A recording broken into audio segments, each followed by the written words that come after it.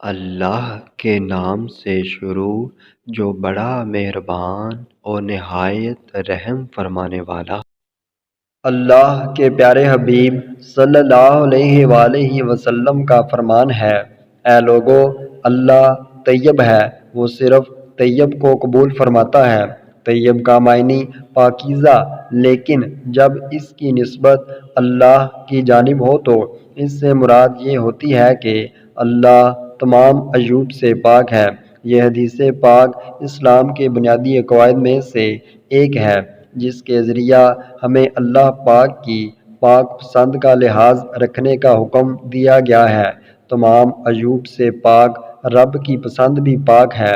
اللہ پاک کو عقائد وہ پسند ہیں جو شرک و کفر اور بدعقیدگی سے پاک ہوں۔ اس کی بارگاہ میں مخلوق کے وہ اعمال مقبول ہیں جو دکھاوے کی آمیزش سے پاک ہوں۔ لباس وہ پسند فرماتا ہے جو میل کچیل اور گندگی سے پاک ہو۔